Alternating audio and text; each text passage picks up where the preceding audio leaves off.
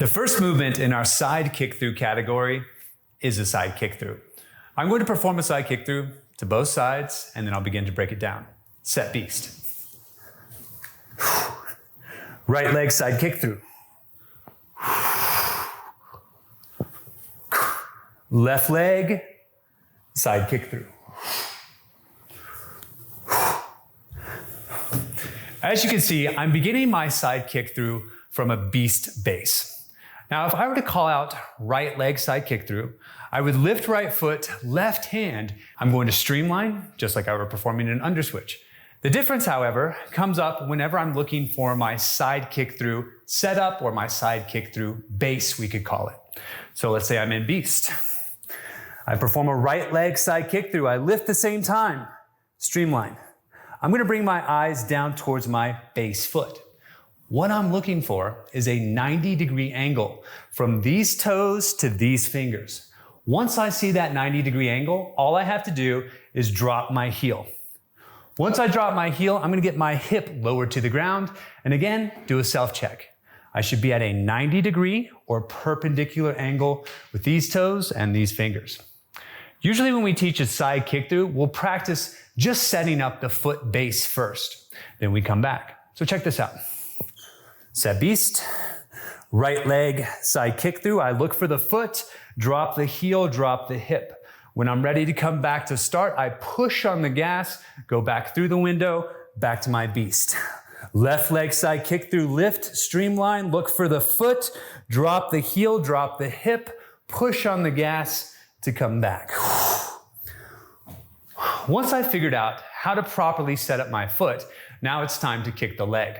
Whenever we kick our leg, whether it be a side kick through or a front kick through, the leg will look the same. At the ankle, we want the ankle plantar flex, and you can just think toes pointed. The knee should be fully extended or straight, and we want to have the hip outwardly or externally rotated. So this should be how my leg looks whenever I'm in a side kick through. I also want to make sure that my hip is halfway between hand and heel. Next thing we need to take a look at is what we call our open sling arm. Whenever we're performing a side kick through, we quite often say, open the sling, and this is what we're referring to. One of the easiest ways to set up for an open sling arm is to look over our right or left shoulder. Then we'll take our left arm, if we're looking over our right shoulder, we'll bring the left fingertips up towards the same side cheek. Now I'm gonna think about taking this elbow and bringing it upwards towards the ceiling at roughly a 45-degree angle, or you can just think at an oblique angle. So if I'm looking over my right shoulder, I'm pulling my elbow in this direction, my fingertips should end up somewhere close to my ear. The back of the hand is close to my face, but not touching. Okay, so if we put all those pieces together, it's gonna look like this. Set beast, right leg side kick through. I look for the foot, drop the heel, my hip goes low. I extend the leg, point the toe, I'm outwardly rotated from the hip. I simultaneously draw the arm back into my open sling position. I'm gonna go ahead and sit down on the ground. When I'm ready to come back, all I have to do, push on the gas, retract the leg, finish in my beast position. You'll hear me use the call out underswitch.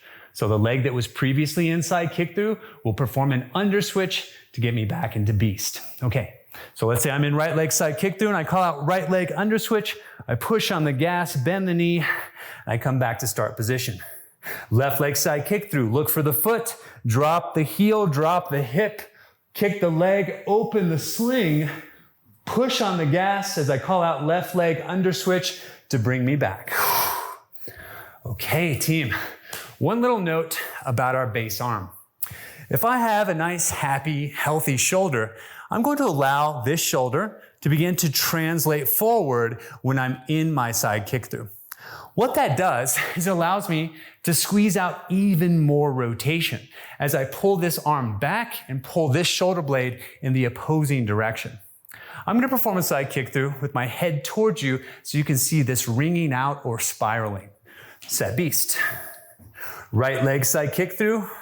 Look for the foot, drop the hip, extend the leg, open the sling. Notice this arm is already starting to translate forward. That gives me more capacity to rotate, squeezing out this rotation. push on the gas, and I come back. So that's if I have nice, happy, healthy shoulder and that doesn't bring any additional discomfort or pain. If I have a shoulder that maybe doesn't like that much movement or has some sort of anterior impingement issue or anything like that, instead of allowing it to translate forward, because this may cause some agitation, I'm going to keep the shoulder directly stacked on top of the wrist.